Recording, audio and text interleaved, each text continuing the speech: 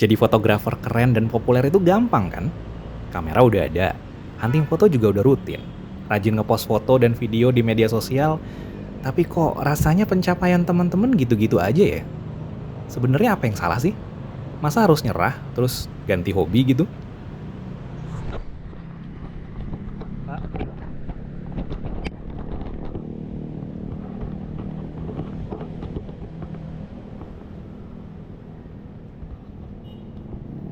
Bisa jadi ada pola pikir atau mindset yang kurang tepat di saat teman-teman belajar dan mempraktikkan ilmu fotografi. Mindset yang bukannya bikin kalian semakin kreatif dan produktif, malah bikin segala sesuatunya jadi negatif ketika nggak berjalan sesuai harapan. Saya mau share 3 hal yang mungkin jadi penyebab kenapa teman-teman ngerasa hanya jalan di tempat. Semua ini adalah opini pribadi ya, berdasarkan pengalaman pribadi saya. Jadi sifatnya nggak mutlak, tapi bisa teman-teman pertimbangkan sebagai bahan renungan atau introspeksi. Siap, Pak, ya? Alasan yang pertama, teman-teman terlalu fokus pada hasil, bukan proses.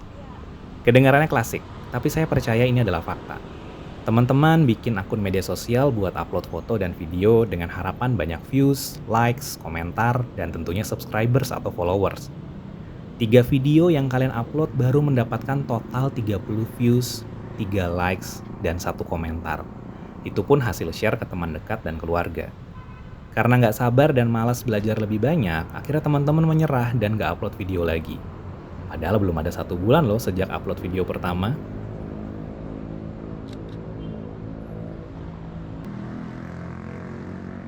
Nah, ketika teman-teman melihat fotografer atau konten kreator dengan followers atau subscriber seratusan ribu hingga jutaan, yang kalian lihat adalah hasil, bukan proses. Teman-teman nggak tahu apa yang terjadi di balik layar, apa yang sudah dilewati para fotografer dan konten kreator tersebut, berapa lama waktu yang dihabiskan, apalagi jika semuanya organik.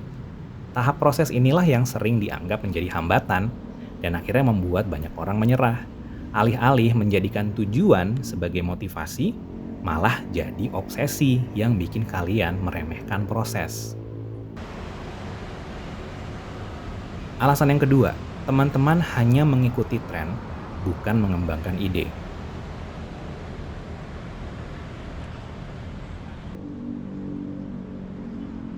Tren itu seru dan bisa menjadi sesuatu yang positif. Namun, membangun identitas dari tren yang sedang populer tanpa mempelajari dan memahami alasan kenapa tren tersebut bisa viral, berpotensi bikin teman-teman jalan di tempat. Saya nggak bilang teman-teman harus jadi trendsetter dan menciptakan sesuatu yang viral ya. Lebih ke teman-teman itu nggak wajib, nggak harus selalu mengikuti apa yang sedang populer di dunia fotografi. Dan ujung-ujungnya bergantung pada tren untuk membuat karya atau konten di media sosial.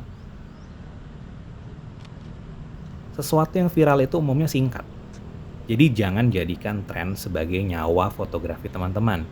Perbanyak referensi, pelajari dunia media sosial, dan kembangkan ide dari tren yang sudah lewat. Bukan gak mungkin teman-teman membangun identitas yang bakal dikenal banyak orang nantinya yang jadi ciri khas teman-teman.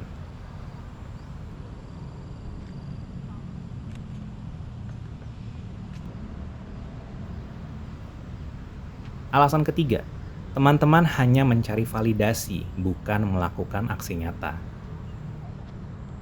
Teman-teman ngerasa hasil foto kalian nggak sebagus foto orang lain di media sosial.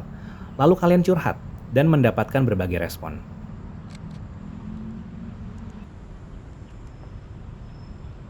Ada yang bilang, wajar kok karena kamu sedang berada dalam proses belajar. Jadi kerap membandingkan dan minder. Jangan putus asa ya, semangat.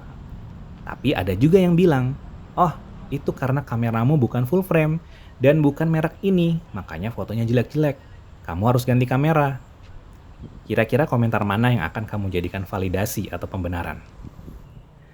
Validasi itu ibarat pedang bermata dua, koin dengan 2 sisi, atau bahkan bumerang. Di satu sisi, mendapatkan validasi itu bisa menjadi sesuatu yang konstruktif. Kita mendapatkan apresiasi dan semakin termotivasi untuk terus belajar dan berkembang.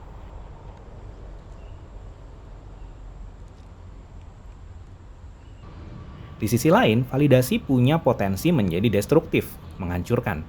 Karena kerap mendapatkan validasi, kita jadi terjebak di zona nyaman, tanpa ada introspeksi atau evaluasi.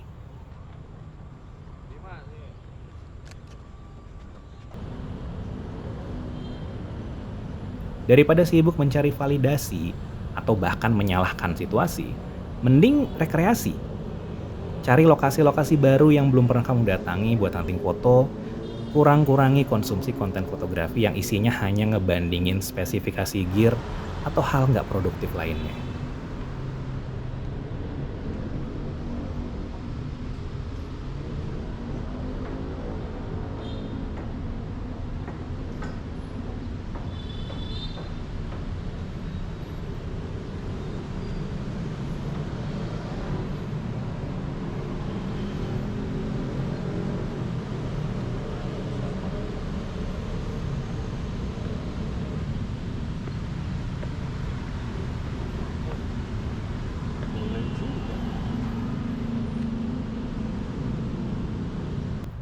Sekali lagi, ini hanya opini pribadi saya.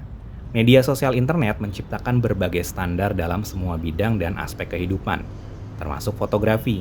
Sayangnya, banyak dari standar tersebut yang hanya mengglorifikasi hasil dan pencapaian, bukan proses dan perjalanan untuk mendapatkannya. Ternyata, jadi fotografer itu nggak cuma modal pencet tombol doang. Coba deh, mulai perbanyak konsumsi konten learning, bukan konten flexing. Detox dan kalibrasi otak serta mindset supaya kita lebih menikmati perjalanan ke tujuan kita.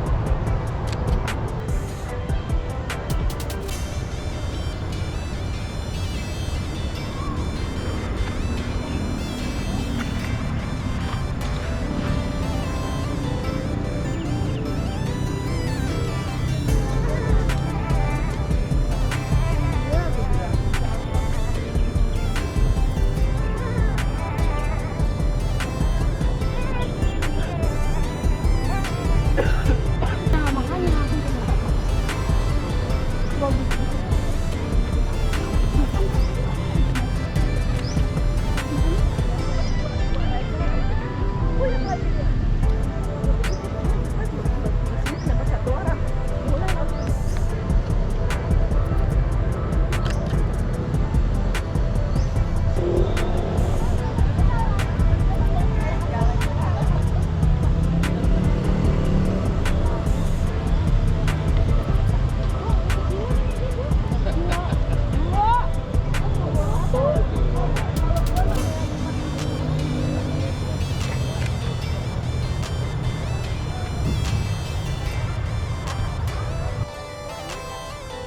Saya Riko dari channel Nyong Riko. Terima kasih sudah menonton. Bye-bye.